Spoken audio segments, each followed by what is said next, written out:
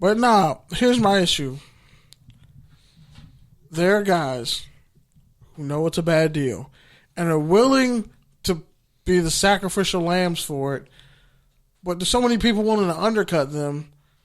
That's pretty much But they're like, the people who are undercutting them are dooming themselves too. But they don't care. And it's like, no, y'all got to be united front on this. Like, y'all really have to be united front on this, or y'all all just going to end up broke. Like, them taking the deal, honestly, I don't really see much benefit to it. You're going to take the deal, and in 5 years, you're going to be bitching about how bad the NFL players, you and everything else is. When it's like, oh, well, when you could have, like, done something and stood up and helped things for the next generation of players after you, when you could retire comfortably as a vet, but now you're withering on the vine like everybody else. Like, I went to what the Pouncey twins said. It's like, bro, we make more money than the guys who came before us. We don't have to play by the rules that everybody else is wanting us to play by. Like, we're a community of football players. We can take care of each other. We can look out for one another. But we have to stand together. And it's like, it's a lot of people who don't know or don't care. Yeah. All that kumbaya shit is cool until some fucking chicks stop hitting that direct deposit.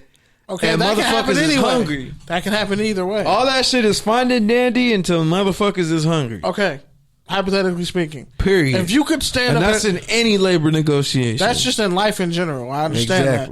But the point comes to when, you know what? Maybe there's some things worth dying over. Or some things worth going down with the ship over. It's like, you know what? Fine. Motherfucker, it's I like made anything. enough money. If all the people at the top were like all of a sudden like, hey, I'm not getting paid enough anymore, I ain't doing that shit. You think us would be like, nah, we ain't doing that shit for half the price? Nah, motherfucker, we damn well would show up for half the price and be like, well, fuck it. They don't want to do it. We'll take their shine. Nah, I think yes, you definitely would. Shut your ass up. It's different. I think that's different. I'm talking about just the NFL in their particular position. Like, because you if it was World War Z, right? We have other competitors. If it was World War Z, right? All the talk show hosts were killed. Coronavirus or COD-19, whatever the fuck people are calling it today. I'm taking the trap over. And there's only two talk shows in the world. First Take and us. And Stephen A. Smith and Max Kalman were like, hey, we want to double our salary since we're the only talk show left. And ESPN was like, nah. And they were like, okay, we're not doing this anymore. We wouldn't come over and do their shit for the same price. I'd be like, well, first off, we're your competition. And then everybody else is mostly dead and they don't believe in miracles. So Disney's done. Really, we're the streets. Like, y'all got to come to us for validation. Because they just going to sit in the money that they got and go away. But you're just going to be sitting there. All right, fine. Bad metaphor. Yeah, see? Anyways, the point is, there's always some motherfuckers willing to do the same shit for that is true. That is true. But if it comes down to it, it's like, okay, if this, let's say, not us in particular, let's say our generation, our parents' generation says, you know, we're going to fight and die to do something, to stand against an evil. That way our kids never have to experience it. In a perfect world, hypothetically, that's what one would do. That's what you would do. You sacrifice for the next generation. When you get to a certain point, not everybody gets to that point of clarity and realizing, oh shit, it's bigger than me. It's bigger than my paycheck that I get every week. Like, somebody got to hold the line and sacrifice for these babies. This next generation of kids that look up to us and they buy our jerseys and shit and come to our camps and all this other stuff. Well, we want to be taken care of when we get old. We should look out for this next crop of kids that they don't get to sit in this courtroom and fight these legal battles, that these rules are going to affect them 10 years from now. We're on our way out. That's what I'm saying. Like, speaking of looking out for future generations, New York Jets and New York Giants players really just got to stop carrying guns. Because oh boy. breaking tangent across the wire right now, across the tangential wire. That just happened? Yeah. Okay. Quentin Williams was caught at the airport. Why? Trying to board a plane with a gun. Dude. New York players really just gotta either Why? Fam. move to LA during the off season like everyone else, or just stop carrying the gun. Everyone going into Jersey, like, don't have a gun in a federal building. Go watch that one episode of ATL. What's the... Sometimes you come from a state where it's legal and you forget and you go through customs or checkpoints and realize, oh shit, I got a gun in my bag. But that's not something you forget. And I know his agent probably gonna be pissed at him. Nicole Lynn, she's really dope. She probably gonna be pissed at his ass.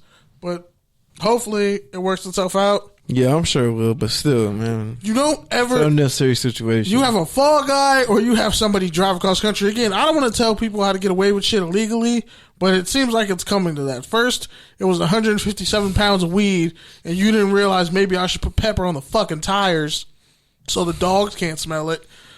I'm not going to say nothing else. Coffee, too? Coffee grounds or just hot coffee? Fresh coffee. Fresh coffee? I thought coffee grounds would work. Well, it works. Coffee. Pepper and coffee or just coffee? I know Because pepper definitely works. I know coffee definitely shields. It's so strong that it shields. Like if you go to dispensaries, they have little coffee grounds on the shelves because if you smell it, it's so strong it like kind of neutralizes. Oh, that's the Serve Cannabis Report of the Day.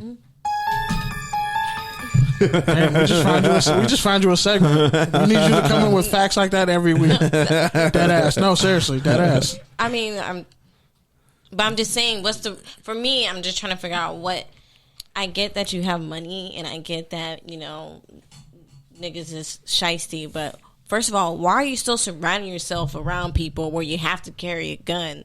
And two, why the fuck are you carrying a gun if you are a person who... To the airport. Exactly, going to the airport. Like, I don't... You never keep the work on you. You hire people. He's from Birmingham. He is. He's from the country. He's only 20. Yeah, so... He's not even 21 yet. He's a baby. You might be able to take a gun on a plane in Alabama, honestly. Yeah, Mobile, I probably should have, checked that. It doesn't matter. You should know that if you're going somewhere... You should. You should, a lot of you cats should know don't. the regular... But New York is cursed with just gun controversy. So, New York, New Jersey, that doesn't surprise me. Stupid. But it does surprise me that you wouldn't have a handler for something like that. But it's true because gun laws are kind of crazy in every state. But still, find you a good gun expert. Everybody has a person. So you can have one in Alabama as long as it's checked in, your bag luggage, properly packaged. You have to declare that it's in there. And not have the bullets. Not have it loaded, yeah. It's like in LA, technically you can have a gun in your house, but the ammo and the gun have to be in a totally different spot from each other. I understand. Shout out to Redstone Firearms. If you're traveling in places like that and you're known to travel because you're an athlete. Well, first of all, athletes, New York, and guns just never have gotten along. It's a bad mix. Rappers, athletes, and guns. Yeah. Oh my! In New York, is that the episode title? Something like that. Yeah. Rappers, why? Guns. That's my thing. Why? That's my main question. Because they have such strict gun laws in New York that were aimed at black people and Latinos, and they're so strict. But there's just a lineage. You can't even have a taser on you in New York. You can't have a pocket knife. But I don't know about that. We'll have to it's a super that. Small pocket knife. You can't have to fact check. It has a certain amount of inches you can have on a knife too. New York is super That's all strict. here too. You can only have a certain. But it's worse. You can carry a taser in LA. Oh yeah, you definitely can. But you get caught with a taser. She said I have one. I do have one, in New but York, I rather. That's serious time. I don't know. I feel iffy about my taser because I feel like I'll grab it in my purse and one day the switch will be off and you tase yourself. Mm-hmm. I'll just stick with a knife. All right, well let's move on to Take or Tangent.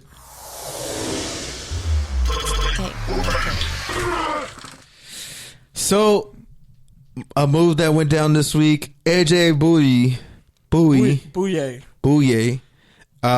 from the Jacksonville Jaguars. He was a 2018 free agency pickup, one of the bigger pickups of that offseason. Former star Houston cornerback turned star Jacksonville Jaguars corner. Was traded to the Broncos for a 4th rounder and salary dump. So do you got to take our tangent on that trade?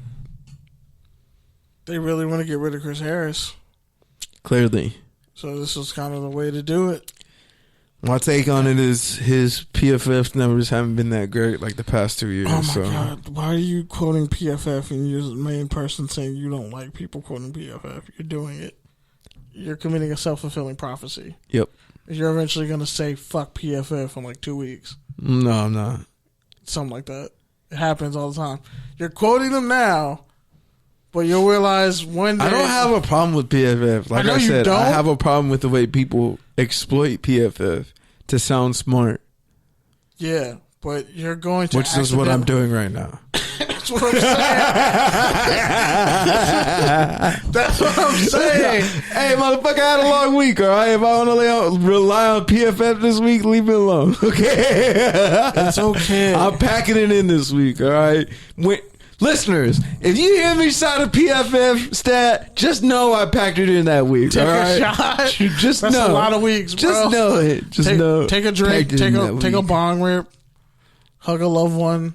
Every time we say manifesting. Chug a beer. Take a shot. Just don't do it while you're driving around children or operating heavy machinery. There, see, now we can't get sued.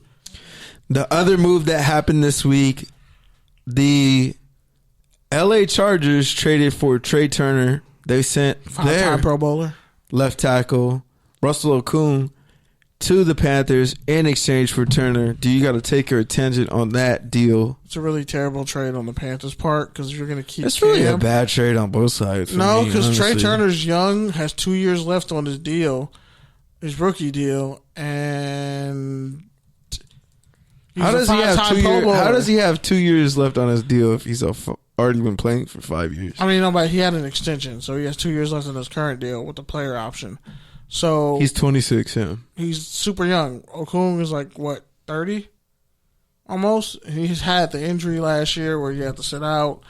Was almost never had the blood clots. Was almost never going to play again. And yeah, they have Greg Little from Ole Miss, so they have like I guess a veteran tackle who knows what he's doing. But it just doesn't make any real sense to me.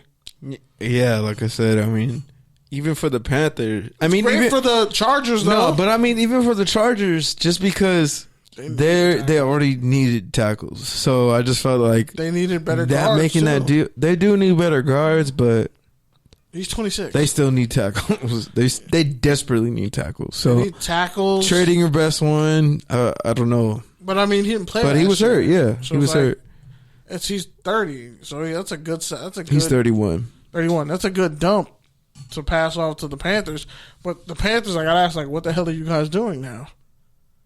Don't go get Cam Newton killed for no reason. He played 6 games last year. Which, by the way, what if like the Panthers end up taking Isaiah Simmons at the 7th pick? Because they always end up with great linebackers.